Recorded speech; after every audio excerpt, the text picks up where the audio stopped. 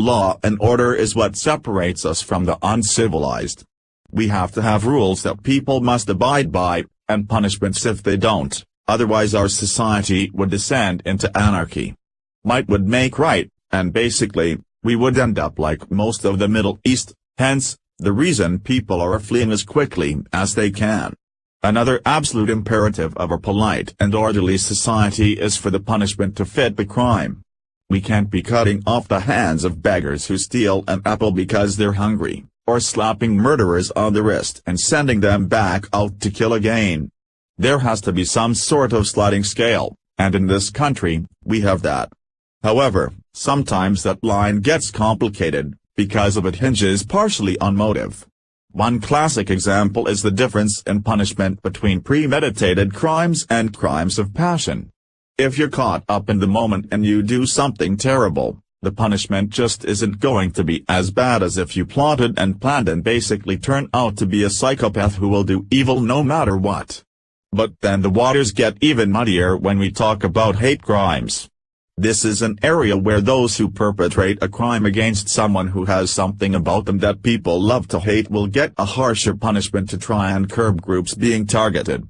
This gets extremely complicated when it comes to religion, because unlike race, religion is something you choose, and while religion is protected in the United States, there's one particular religion that many of us take exception to, and it's the religion of Islam. Pamela Geller reports that one man who was particularly disenfranchised with Islam and what it's doing to this country might be getting a bad rap.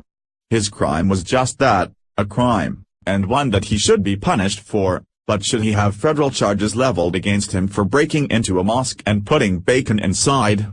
That's the question at hand, and the answer starts with defining the difference between a crime and a hate crime, crime, an illegal act against the victim. Hate crime, an illegal thought during a crime against a protected class of victim including religion. Pamela Geller and Robert Spencer provided news and commentary about Michael Wolff, sentenced to 15 years for alleged criminal mischief against, and alleged placement of bacon on the doorstep of, a mosque in Titusville, FL, on January 2, 2016. Wolff is not a sympathetic character, considering his rap sheet. But 15 years? The information has two charges: count I, armed burglary of a structure with hate crime enhancement, LF, and count 2, criminal mischief to a place of worship with hate crime, F2. Wow, count I has a sentence up to life in prison. Burglary means a person who enters or remains in a dwelling, a structure or conveyance with the intent to commit an offense therein. Armed? A machete was allegedly used to break approximately $800 total for two surveillance cameras the floodlights, and the window. But a hate crime, evidencing prejudice, reclassifies a felony, first degree, to life felony! Wow again, count 2 has a sentence up to 30 years in prison.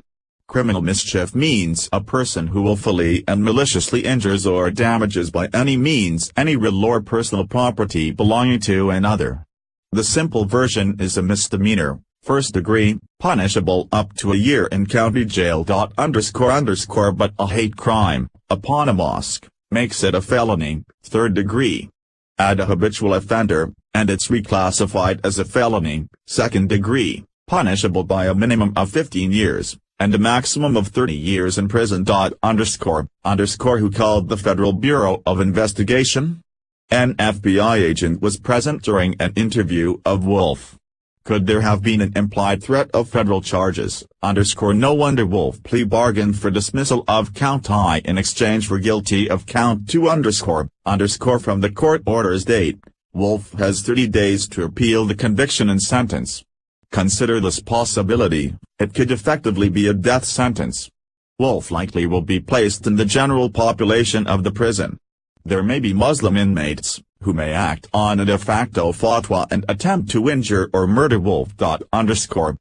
Wolff's case, the intent is to really deter similar kinds of hate crime. Imam Mohammed Musri is quoted in a news article, "Bacon used in hate crime," written by Tess Sheets, A reporter for the Florida Today in Melbourne, FL.__so is there a wave of anti-Islamic sentiment in Florida, there was a total of 18 offenses against all religions within the entire state of Florida for 2015.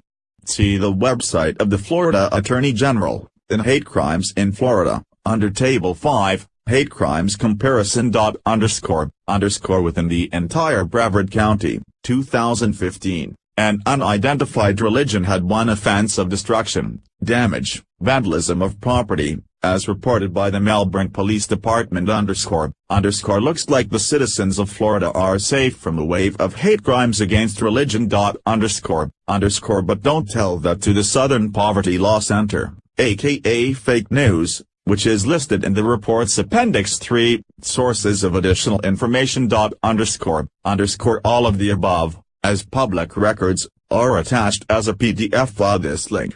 The argument can be made that while Wolf was completely out of line, his crime had at least an undertone of self-defense in a broad sense.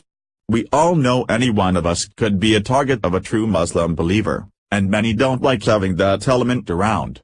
What do you think? Is this punishment too harsh for someone's out-of-line retaliation against an Islamic house of worship?